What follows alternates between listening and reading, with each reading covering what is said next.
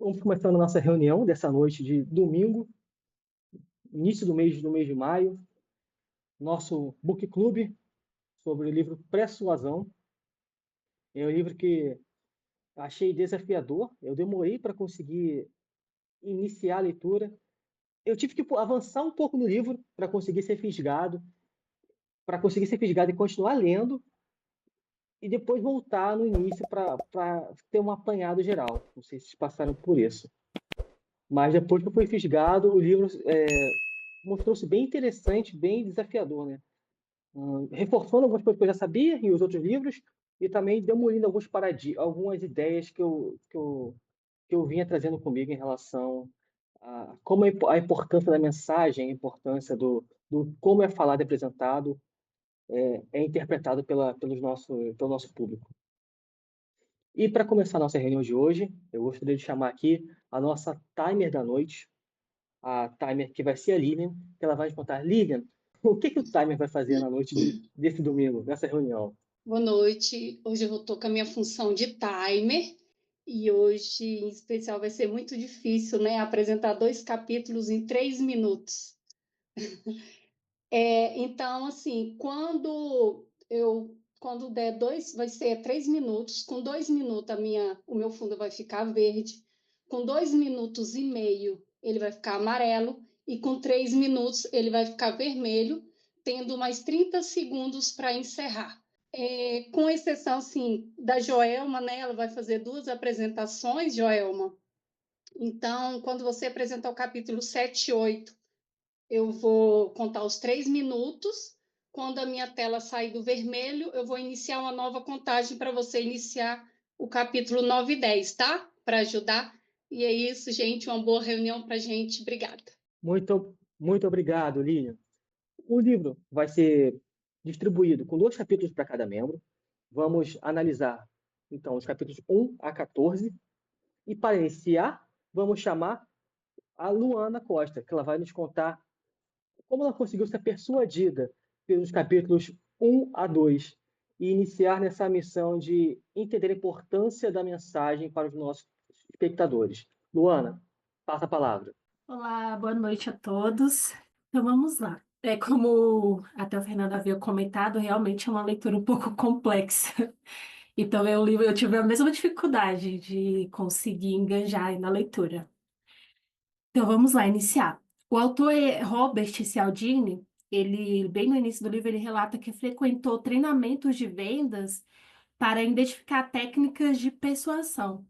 Ele procurou se associar a diversos tipos de vendedores, desde aqueles que já iam diretamente ao público e também aqueles que se preparavam antes para interagir com os clientes. E uma das características que ele observou em um dos melhores vendedores, aquele que mais se destacava e realizava as maiores vendas, foi a sua habilidade em conquistar a confiança do cliente antes de vender. Esse vendedor, ele utilizava uma tática simples durante a apresentação dos produtos. Ele propositavelmente esquecia o material de apoio no carro e para testar, pedia a chave da casa para ir sozinho buscar o material. E todas as pessoas que confiavam e permitiam que ele fosse sem supervisão acabavam posteriormente assinando um contrato com ele. E um dos pontos principais do tema do livro é a importância da preparação, que é o que justifica o título inicial, pré. Cialdini defende que preparar o terreno psicológico, ou seja, criar um momento privilegiado antes da tentativa de persuasão, pode aumentar significativamente as chances de sucesso. Ele também cita o exemplo de um amigo prestes a fechar uma venda, que obteve sucesso justamente por não se alongar nas explicações quando se trata de números, especialmente valores. Ele destaca que é mais eficaz mencionar o valor elevado. No livro, Cialdini ele ressalta 2 pilares da persuasão, que é a ética no sucesso e base científica. A ética ela é essencial para garantir que a persuasão não seja usada de forma desonesta. Já a base científica diz respeito às leis psicológicas que regem o processo de persuasão. Por isso, é fundamental sermos cautelosos ao utilizar essas estratégias. O autor também, ele relata uma ocasião em que ele próprio foi persuadido ao conseguir um local para escrever seu livro. A pessoa que cedeu espaço pediu um favor no mesmo momento em que deu a notícia. Então, ele foi pego de surpresa, o que reforça como somos vulneráveis a certos gatilhos. Outro ponto importante abordado no livro é que não devemos ser multitarefas. Cialdini reforça a importância de focar a atenção da pessoa em uma única coisa, especialmente no produto, pois aquilo em que concentramos nossa atenção influencia o que percebemos como verdadeiro ou relevante. Então, aqui em resumo, alguns pontos que eu identifiquei aqui no capítulo 1 e 2. O ponto 1, conquistar a confiança do cliente, que para mim esse é o ponto principal. Segundo, a boa preparação, seja qual for o meio da aplicação da persuasão. Terceiro ponto, evitar se explicar demais, ser sucinto e direto quando você acredita no seu valor, no valor do seu produto, não há necessidade de enrolação. Quarto ponto, utilizar a persuasão de forma ética, jamais para enganar ou tirar vantagem. Quinto e último ponto, a reciprocidade pode ser uma ferramenta de influência, mas também desde que seja usada com ética. E aqui também eu separei algumas palavras para enriquecer o vocabulário que eu encontrei aqui no capítulo 1 e 2. A primeira palavra é a rechaçar, que significa obrigar algo ou alguém a sair e repelir. A outra palavra é fatídico, que provoca desgraça, trágico. E a outra palavra é aquiescência, um pouco difícil. Ação de consentir, permitir ou não impedir algo. Então, esse foi o meu resumo e entendimento do capítulo 1 e 2 do livro. Muito obrigado, Luana, muito obrigado. A sua preparação será vital para que nós possamos estarmos mais abertos a receber a mensagem desse livro. Um ponto também que foi da minha maior dificuldade para começar a leitura, embora ele falasse para não se justificar tanto, eu achei que ele se justificou demais no início do livro, em que ele falava que esse livro seria pensado para proteger-se de ser persuadido, de você entender quando as ferramentas de persuasão estão sendo usadas contra você. Quando eu pulei essa parte, fui realmente entrando na história desse vendedor que eu lembro, e nos capítulos seguintes, a parte do como o ângulo de câmera influencia e como você é visto pelo interlocutor, foi que eu consegui ser tracionado pelo livro.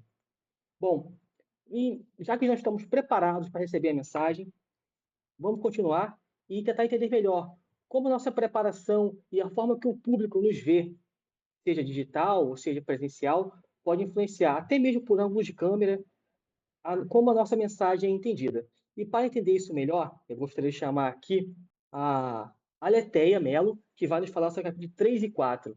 Aletheia, passa a palavra. Obrigada, gente. É realmente um livro complexo. Ai, então vamos lá, o meu entendimento dos capítulos 3 e 4. O 3, a importância da atenção é a importância. Entendi que o foco da atenção influencia como a pessoa pode avaliar um produto, um serviço.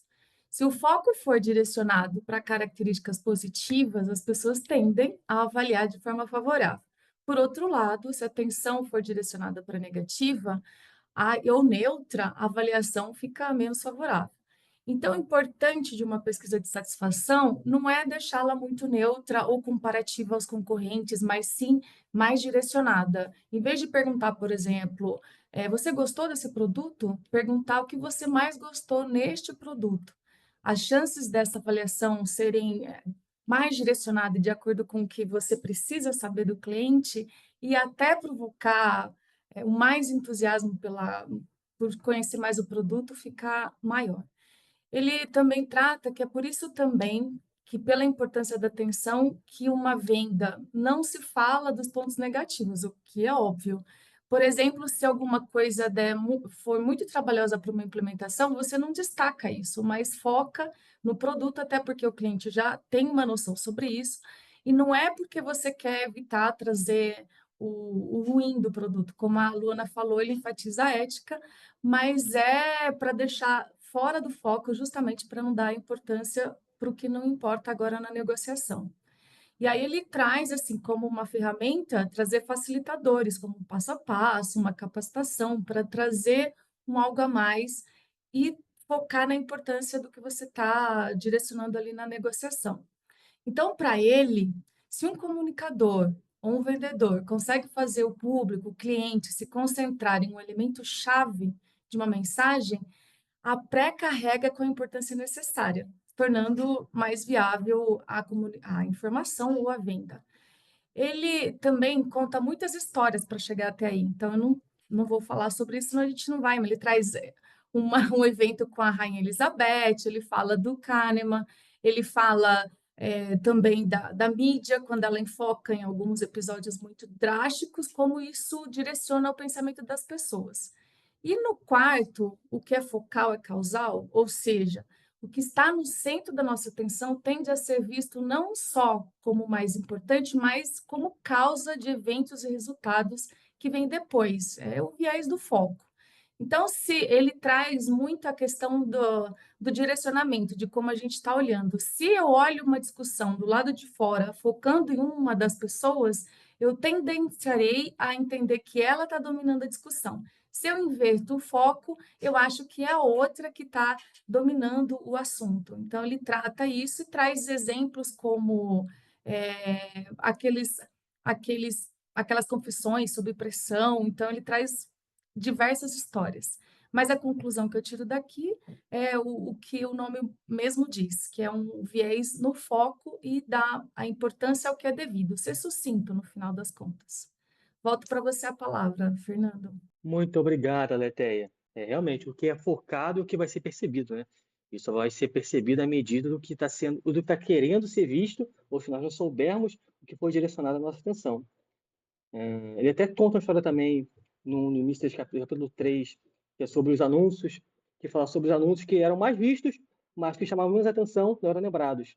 E os anúncios que tinham um tempo de visualização menor, mas chamavam mais atenção do público, para aquele viés de público que ele era direcionado, eles tinham uma retenção da memória muito maior, mesmo sobre o consciente. E para continuar a nossa caminhada de entender como nós podemos sermos melhores comunicadores e nos proteger das ferramentas de persuasão que nós podemos receber ao longo do dia a dia, eu gostaria de chamar aqui a Gisele para nos falar sobre o capítulo 5 e 6. Gisele, a palavra é com você. Boa noite, gente. Bom, e aí o capítulo 5 são os chamarizes, o que pode ser usado de chamariz. E aí a gente já consegue perceber a profundidade desse livro, porque ele fala de 2 chamarizes. Um que é o sexual e outro que é o violento, o da agressividade. E quem é que fala? A Nayá sabe, agressividade e sexual vem de Freud, certo? Bom, quando ele traz o chamariz sexual, ele nos conduz a pensar na reprodução, né, como espécie. E ele fala que quando você usa um chamariz sexual, há um efeito oposto da atração, porque se não tiver conectado, por exemplo, se você colocar um chamariz sexual numa garrafa de Coca-Cola, que é o exemplo que ele traz no livro, isso vai, na verdade, te afastar, porque essas coisas não estão relacionadas. Esses chamariz sexuais, eles não são incondicionais. Eles precisam estar relacionados, eles precisam estar enquadrados com o objetivo. E o segundo, que é da violência, que nos leva para a autopreservação. Então, a gente assume risco para evitar dano causado por algo que, na verdade, é menos arriscado. E a gente faz isso porque a gente tem a tendência a se proteger no grupo. Então, se eu coloco um chamariz de violência, eu vou me proteger no grupo e aí eu vou estar atraído à porcaria da coisa que eles estão vendendo. E aí, isso aqui, tem um certo presidente que está usando exatamente isso, né? Ele está levando as pessoas a um estado mental temoroso. Dessa forma, a gente tem um desejo de segurança, e aí aumenta a popularidade da criatura. Não vou dizer o nome. E E é muito triste isso, porque o acionador amoroso faz com que o ser humano queira se destacar como macho alfa ou fêmea alfa para a reprodução. E aí isso causa um afastamento do grupo. É muito triste isso. E o capítulo 6 ele traz os magnetizadores, que é prender o interesse nos elementos favoráveis de um argumento, para aumentar as chances de não ser contestado por pontos de vistas opostos. E aí ele traz 3 pontos. O autorreferente, isso a gente vê bastante, que são as mensagens de e-mail personalizadas, né, quando tem o seu nome lá, a sua tendência é de você, ler o e-mail, né, que vem por fato do focal ser considerado casual. E ele traz aqui um ponto muito importante, que eu vou passar meu tempo, como sempre, mas que a gente pode usar muito. Esses livros mais complexos, é difícil a gente achar uma coisa que a gente possa usar, né. Mas esse aqui se você está numa reunião que tem uma pessoa que é muito persuasiva e você precisa se contrapor a ela, senta longe dela, na frente dela, mais longe, porque daí você consegue tirar a atenção e voltar a atenção para você, inclusive para essa pessoa olhar para você. E ele fala outras 2 coisas, que é o inacabado te mantém a sua memória ativa, então você, encerra alguma coisa intencionalmente para que a pessoa queira saber um pouco mais, e o misterioso que a gente já sabe que a gente gosta, que vem do storytelling, que a gente é é o que nos traz para a atenção, né. E aí só para finalizar ele fala: "Enquanto descrições exigem atenção, perguntas exigem resposta e mistérios exigem explicações. É por isso que a gente se atrai aos mistérios. Obrigada. Excelente, Gisele, excelente, Gisele. A forma que você conseguiu eh, resumir esse capítulo que foi esses 2 capítulos foram bem desafiadores. Eu tive uma resistência para começar a ler essa parte, justamente por causa de quando ele falou do gatilho sexual, eu não consegui não lembrar dos comerciais de desodorante. Desodorante e creme, é certo. Do Monange, então, não saiu da minha cabeça. Mas, como você falou, um desses livros que eu gosto do livro anterior, que é do Poder do Hábito, e falta nesse é dele ser tão frameworkizado, de você conseguir pegar essa ideia e aplicar rapidamente à sua realidade. Você falta isso de você ter que pensar um pouco mais, como eu vou aplicar isso na minha rotina, como eu vou aplicar isso na minha aula, ou aplicar isso no meu trabalho. Porque você pega a ideia do livro, é fácil, mas quando você vai para a sua realidade, né, para transpor para ela, que é uma complicação. Mas falando em complicações, eu gostaria de chamar agora a Joelma, que ela aceitou a complicação. Vamos falar sobre capítulos de 7 a 10 desse livro que já é desafiador, para 2 capítulos, ainda mais para 4. Joelma, passa a palavra. Obrigada, Fernando. Esse livro é muito desafiador e, ao mesmo tempo, eu usei uma técnica dele hoje no começo da nossa reunião. Não sei se vocês perceberam. Acho que o Fernando percebeu.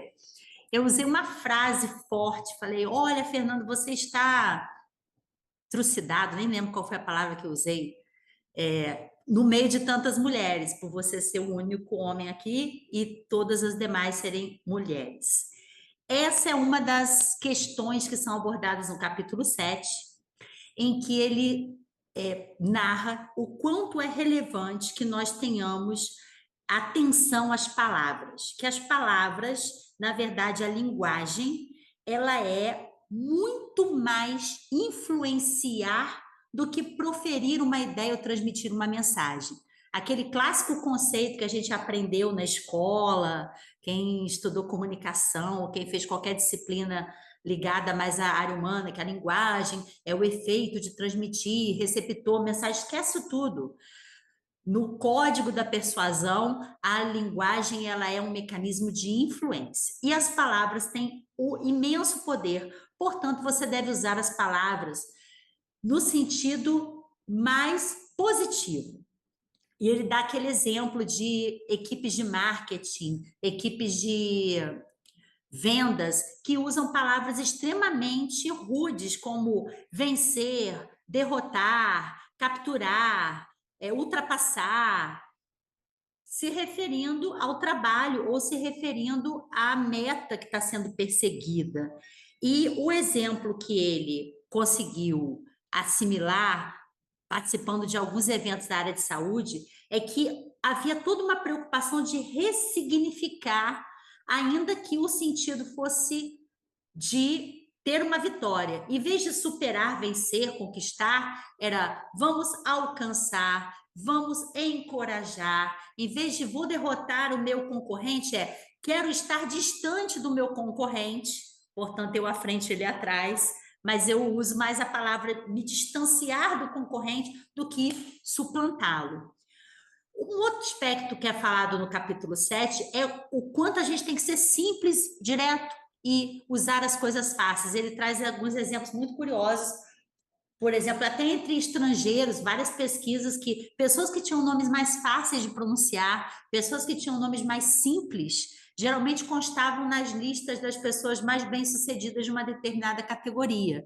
Ele faz essa pesquisa, por exemplo, com advogados e com outro tipo de... até para ações. O nome da ação influenciava fortemente no desempenho dela. O capítulo 8, eu fiz um compiladíssimo que diz respeito a como que a gente pode entender a vida numa aplicação bem prática.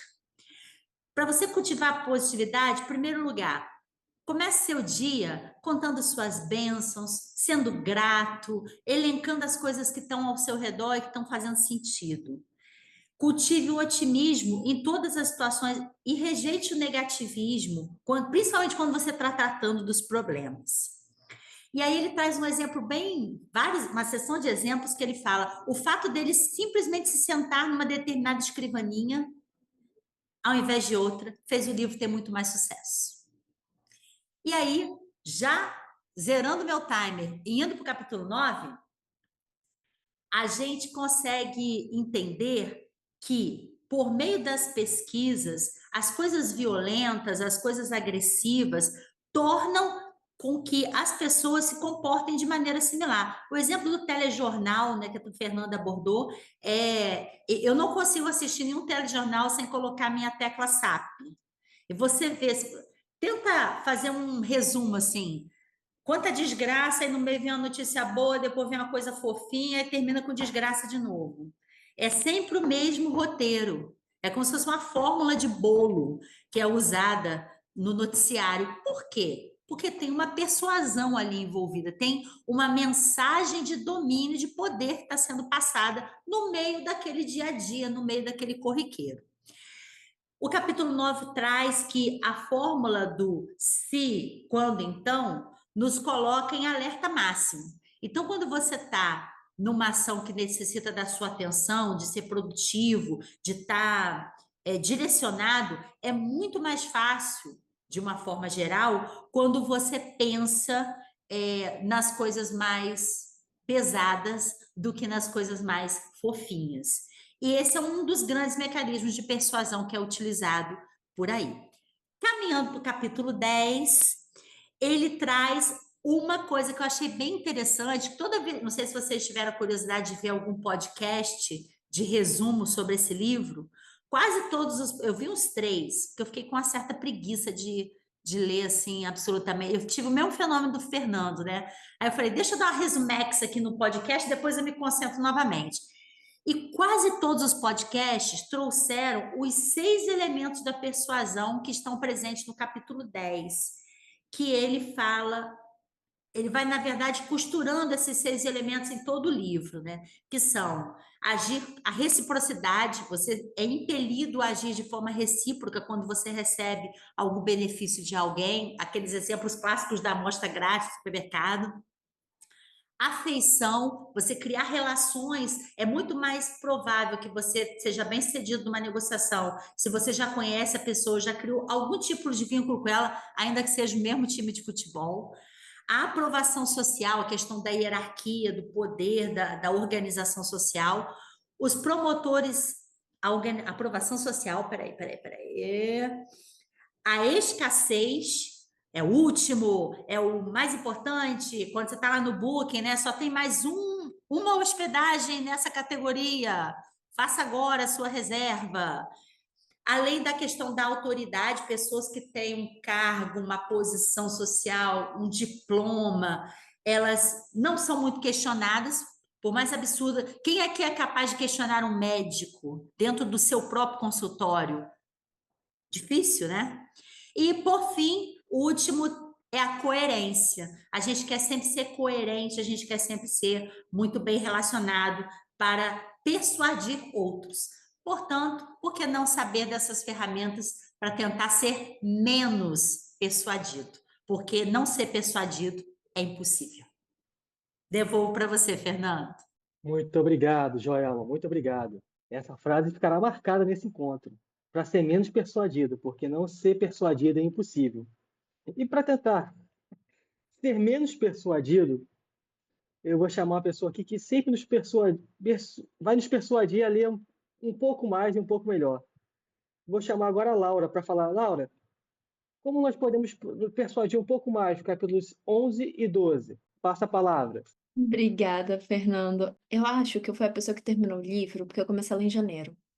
É por isso Ah, que, gente, tá aí meu segredo. Mas eu terminei tem um tempinho, só que realmente teve mais tempo para poder ficar sofrendo com ele. Agora sim, Lilian, pode começar a contar meu tempo.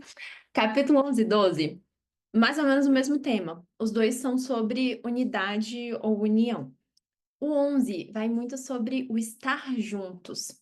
Então, sabe aquela sensaçãozinha de quando você tá fora do Brasil, você encontra um brasileiro e você fica tipo, você é que nem eu. Você nunca viu a pessoa na vida, podia ser que no Brasil você fugisse dela porque ela é do time oposto. Mas vocês estão juntos, porque são do mesmo lugar. Ele fala que você é da mesma genealogia ou da mesma geografia. Então, um jeito de você sentir que a pessoa tá na mesma família que você é morar no mesmo teto. Então, coisa mais natural que acontece quando você está dividindo um apartamento, por exemplo. Você acaba se sentindo mais próximo daquelas pessoas, mesmo que você não tenha nada em comum. Ele traz muitos exemplos de holocausto, de judeus. Eu vou pegar só um, que é de judeu, mas é de judeu no Japão. Os oficiais japoneses estavam assim, e aí, vamos perseguir os judeus? Não vamos? O que que a gente faz? Chamaram dois rabinos e perguntaram para eles: por que que os nazistas não gostam de vocês? E um dos rabinos, que era mais focado em história, em questões europeias, estava assim. E o outro, que entendia de psicologia social, falou: porque a gente é asiático que nem você. Aí nisso ele já gerou a conexão de asiático com asiático, e os japoneses entenderam que eles também eram asiáticos e não estavam incluídos naquela superioridade racial que os nazistas traziam. Então, a gente teve essa mudança da perseguição dos judeus no Japão por conta de uma simples palavra, que nem você. Indo para o capítulo 12, a gente entra em agir juntos, ou como eu entendi esse capítulo, calouro que leva trote junto permanece junto. Agora, entrando na coisa um pouquinho mais certa, trabalhar num projeto com alguém vai fazer com que a pessoa valorize mais o resultado do que se ela não tivesse trabalhado nele. Então, fizeram vários testes com gerentes, com funcionários, para ver quanto que eles atribuíam o sucesso daquele projeto a si mesmo e quanto que ele atribuía aos outros. E a gente viu que quanto mais ele atribuía a si mesmo, mais ele também atribuía qualidades boas aos funcionários deles. Uma coisa muito legal que ele traz é quando você pede conselho para outra pessoa, você liga um negocinho de identidade dentro dela, que ela meio que se força a botar no seu lugar para pensar no que ela faria nisso. Então, cria um estado de mente de juntos. E aí entra numa parte que eu tô louca para a gente chegar nesse livro, que é sobre sistema racional e emocional, ou sistema 1 e 2, para quem já leu Rápido e Devagar, que é o sistema emocional, rápido, intuitivo, e o sistema 2 é mais lento, mais liberado, mais racional. E ele vai ensinando pra gente como que a gente lida com esse lado emocional e racional quando a gente está tentando persuadir alguém. Então, exemplo de vendedor de carro. Você tá vendo que a pessoa tá muito pelas emoções, ela começa a contar a história de quando o pai dela, não sei o quê, e os carros juntos. Se você fala, eu sinto que esse é o carro certo pra você, isso vai impactar muito mais que se você falar, eu acho que esse é o carro certo pra você. Também traz um último exemplo pra gente fechar, que é com relação à música. A música evoca muitas emoções, e com isso, se você está no mercado e está tocando música francesa, é mais provável que você leve um vinho francês do que um vinho italiano, por exemplo. Então, esses são 2 pedacinhos que ensinam pra gente sobre a nossa união, como que a gente se conecta com os outros e como que isso nos influencia. E com isso, eu fecho e de volta para você, Fernando. Muito obrigado, Laura. E isso conecta exatamente com a reunião de hoje, com o nosso book club, em que nós estamos ali conectados e cada um pegando um pouquinho do entendimento e a persuasão pessoal também do que consigo capturar desse livro, que foi um pouco difícil, mas está valendo muito a pena continuar nessa jornada. E para finalizar, o nosso livro de hoje, e entender melhor como a persuasão pode fazer parte da nossa vida, eu vou chamar aqui a Nayá. A Nayá que vai contar para a gente. Nayá, como é que o autor consegue encerrar todas as ideias num final coeso e prático para a nossa vida? Nos capítulos 13 e 14. É com você. Obrigada, Fernando. Boa noite a todos e todas. Então, ele vai ali no 13, ele vai começar a usar, ele questiona a ética.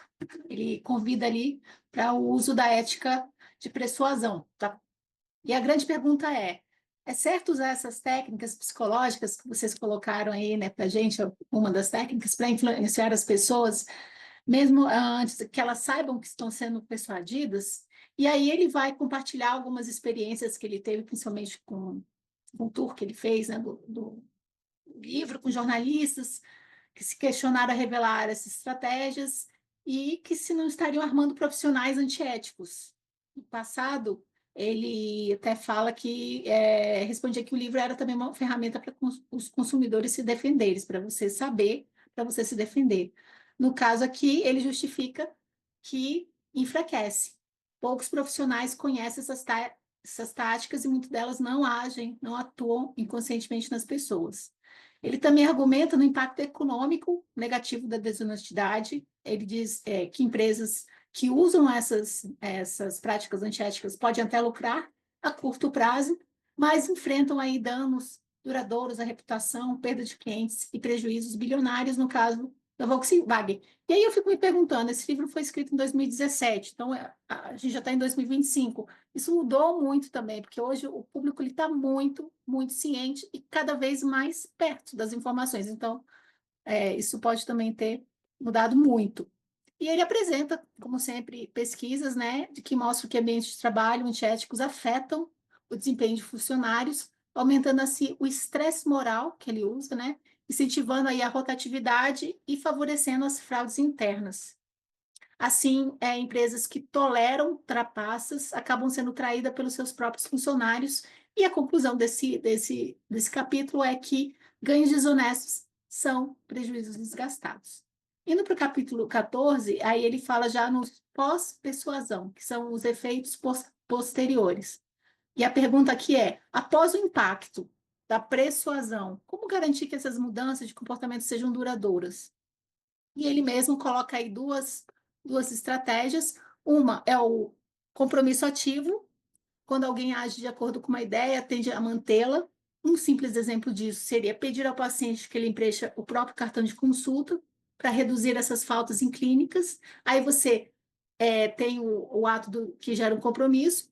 Outro também poderoso seriam pessoas que viram a bandeira no questionário, né? Lá que ele falou antes de responder ao questionário político, votaram mais no Partido Republicano e mantiveram uma posição meses depois.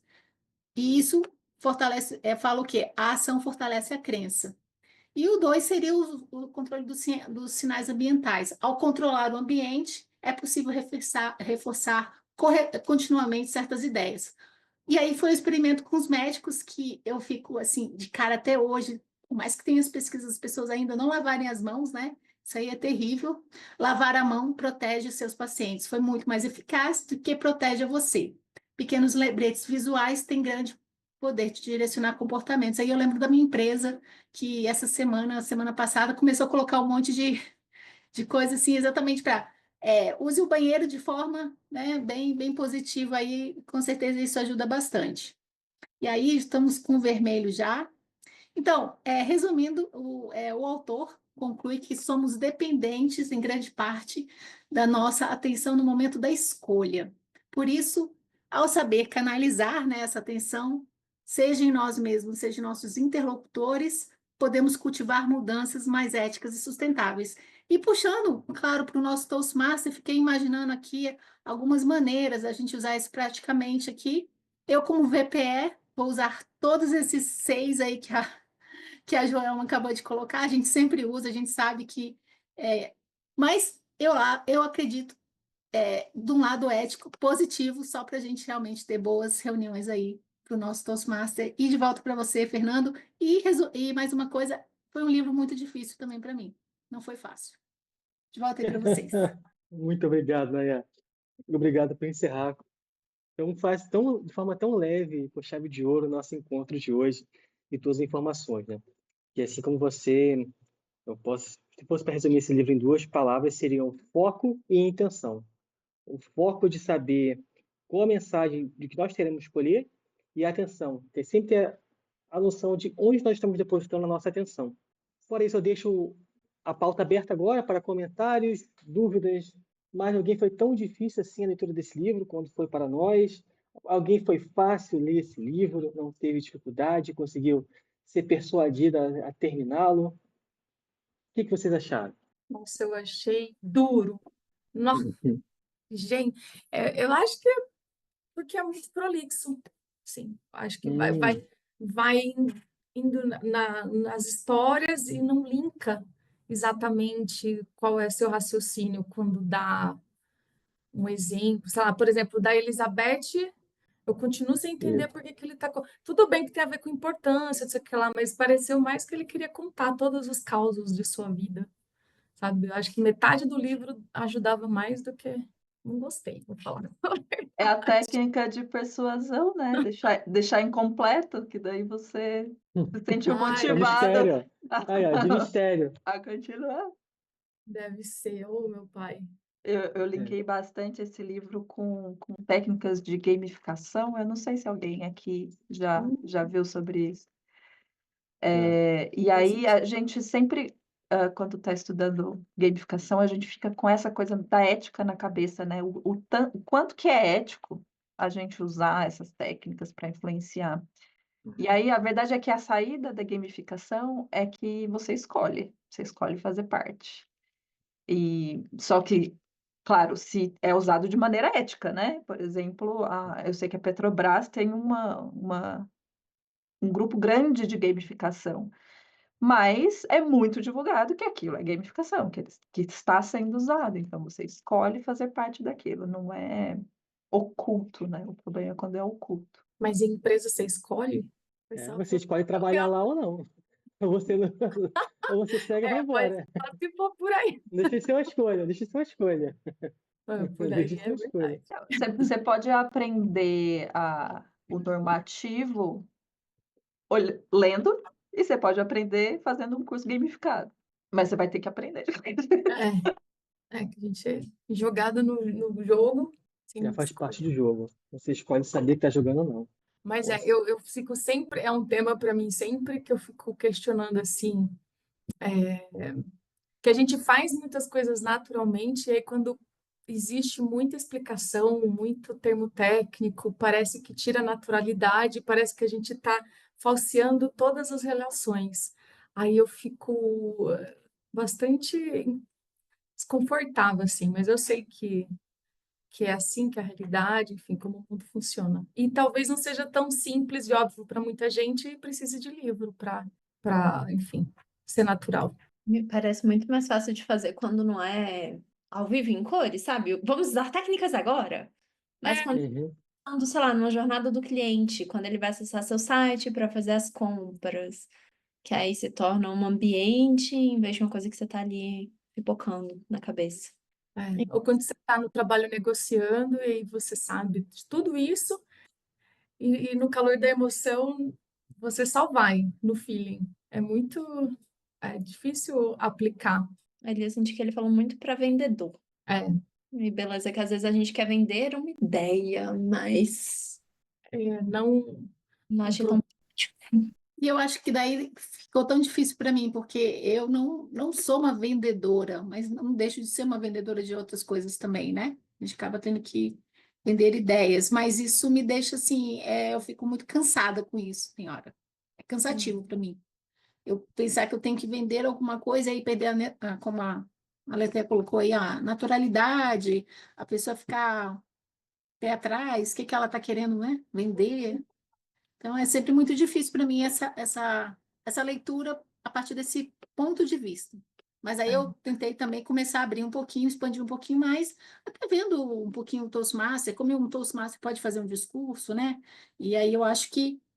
mas o que me vendeu mais ainda foi vocês. Vocês me venderam que esse livro, ele pode ser palatável, ele pode ser um pouquinho mais digerível, porque só precisa, né?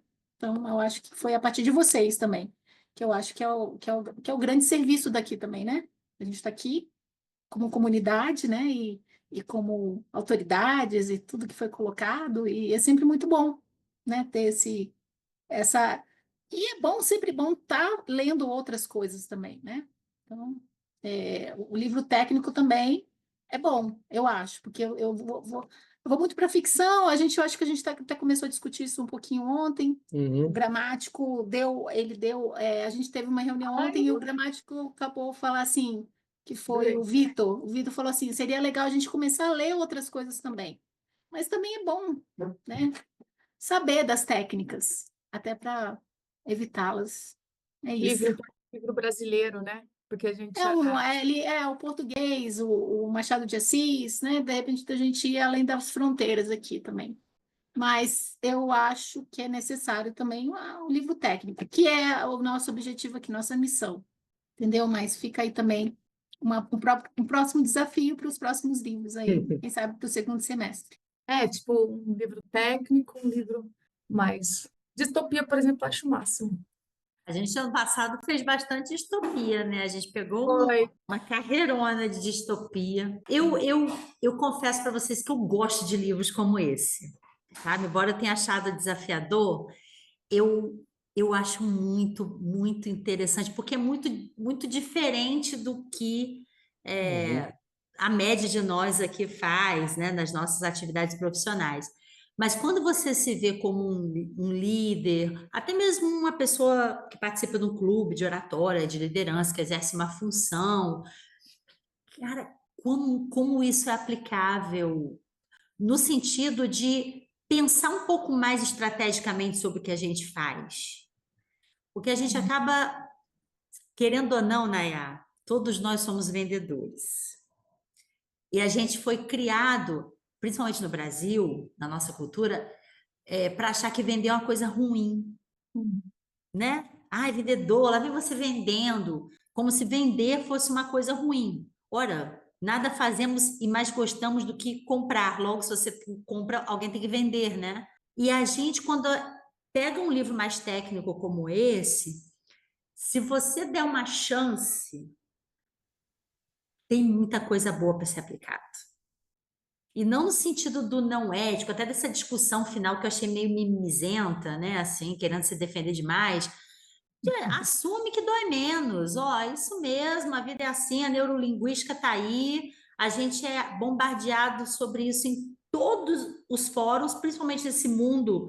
O que é a internet, se não a exploração da linguagem? O que é a internet? A internet é a conexão das pessoas através de linguagens. Então, acho que a palavra que resumiu para mim esse livro, que eu achei talvez mais gostosinho por causa disso, é que linguagem é influenciar. E é nada mais, nada menos do que o que a gente precisa fazer o tempo todo. E, por incrível que pareça, essa palavra-chave, influência, é uma palavra que eu estou trabalhando com o meu time de trabalho há 2 anos. Há 2 anos a gente está trabalhando estrategicamente a influência da nossa equipe sobre tudo que a gente precisa fazer. E aí as pessoas vão... Quando você não está com essa marcha ligada, você tende a acreditar que aquilo que está acontecendo é natural e fluido. Não, é resultado daquela influência proposital que você decidiu exercer. E eu fico chocada quando eu vou, por exemplo, numa unidade mais distante da nossa e chego lá e vejo um slogan. Adivinha de onde veio o slogan? Da nossa mesa de trabalho. Fomos nós que plantamos aquele slogan lá. E eles não sabem disso. Ou não se aperceberam. Por quê? Porque a gente, estrategicamente, desenhou pontos de influência. E esses pontos de influência foram mudando as coisas, mudando o ambiente, como a Gisele falou. Então, quando você entende como funciona a mente humana, vamos esquecer a mente, como funciona a emoção humana. Nós estamos falando de emoção, linguagem, influenciar a emoção.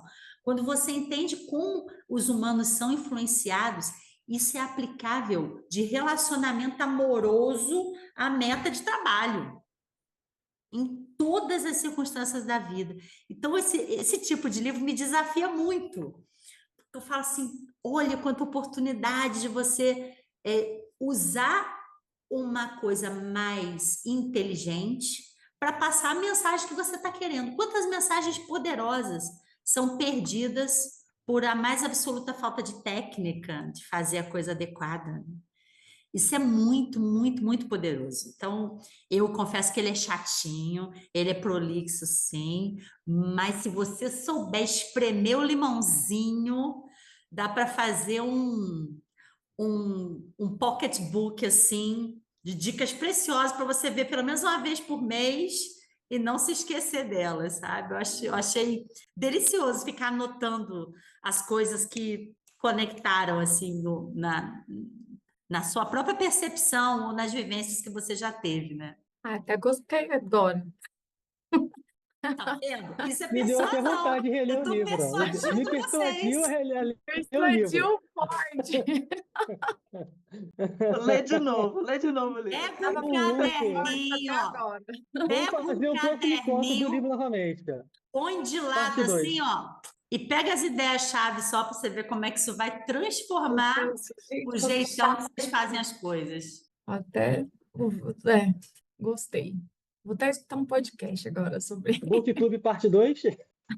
Ah, um amigo meu, parte um 2. amigo meu transformou o livro em audiobook. Se vocês gostarem de áudio, eu não gosto. Eu vou mandar aqui para vocês. Ah, eu boto. Não, Vou mandar. Gosto. Uma dica também para Tô quem escutando usar ele como ótimo. audiobook é você usar ou o Adobe Reader, se for no Android, ou se for no iOS, acho que qual o outro mais comum lá, que consegue ler, É né? o Audible? Da Read Aloud. Não, se você pegar o arquivo ou em PDF, se for no Android, né, para Android, você arquiva em PDF, você lê no Adobe Reader. Se for em EPUB ou outros formatos, tem o Moonwrite Book, Moonwrite Reader também consegue fazer isso, e o Pocket Book também tem para iOS e para Android. E tem um que é só para iOS, que eu esqueço o nome, que é o leitorzinho mais comum dele, que ele consegue ler também. Mas só que toda hora travando. Não fica tão bom assim. Então, você pode botar para ler, ele pode a marcação também. Principalmente se for o Moonlight Reader ou o Pocket Book, você consegue fazer marcações assim, com áudio também. Já adianta, né? Porque agora com a Amazon bloqueando os aplicativos, os livros também no Kindle, já não vale mais tanto a pena ter restrito, mesmo com a sincronização, né? A Do Amazon tá, Audible com o Kindle. a Amazon tá bloqueando o livro? Mas ela restringiu você fazer o upload dos livros diretamente no Kindle, de outras fontes que não sejam ocupadas por ela. eu geralmente mandava por e-mail, né? Tem aquele e-mailzinho do Isso, Kindle que você mandava o PDF, ele carregava. Eu não tinha isso, percebido que aí que já estava bloqueado, olha só. ele Ele tá restringiu para você fazer o upload. com o livro do Kindle? Não sei. Opa, travou aqui. Oi, Hoje Laura. eu O meu preciso ir. travou A agora. gente vai tirar foto? Vai tirar foto. Vamos. Laura fez uma pergunta, a gente não conseguiu escutar, Laura. Não, Ah, até travou essa plataforma. dei livro pro meu Kindle hoje. Tem 1 hora. E não tive problema. Não sei por que que não está funcionando para outras pessoas. Peraí. Nós somos 8? Não, Eu gosto não desse estou jeito. conseguindo ver nada aqui. Ai, que delícia se sentir na sala de aula. Oi, Peraí, gente. eu tenho minha cabeça aqui. Outro Olê, dia Classe. Legal que a gente consegue enquadrar, né? Sim. 3, Amiga, 1. Agora vamos tirar uma do outro jeito só para garantir. Gente, isso é muito divertido. Mas tá, esse não era o outro jeito. Aqui, sair da visualização imersiva. 3, 2, 1. Prontos. obrigada. Ó, Foi fazer uma enquete aqui. Quem vai na conferência, pessoal? Vamos nos encontrar lá? Eu queria até te perguntar se você ia. Vou. Ai, que legal. Uhul. Estarei lá. Arrasta o Ralph, falou que não vai. Onde já se viu? Ah, ninguém merece, gente. Vou pegar ele pelas orelhas. Onde já se viu? Foi no Onde existe já se professor. Como assim? Foi em São Paulo que eu te conheci, Joelma, uns anos atrás. Foi na conferência de Foi, São você Paulo que a lembra? gente se conheceu. Vai A Lê ser ótimo. também. A Letéia Podia também. fazer um encontro literário também, né? Ia ser legal. Vamos fazer um encontro do nosso book club. Aí a Vamos gente. tomar um café. Vamos tomar um café Isso, café. lá na Bela Paulista. Só para os book clubbers. Combinado. Mais. O Ti também vai estar. Olha lá, já tem o quórum. Ah, maravilha. Então tá, gente. Super obrigada. Ótima semana. Beijo, gente. Muito rica. Dopamina, gente. Obrigada, Dopamina. Fernando. Fica aí na cabeça. Tchau. Obrigada, Fernando. Você brilhou. Até mais. Tá travado. Brilhou. Você brilhou. Brilhou. Beijo.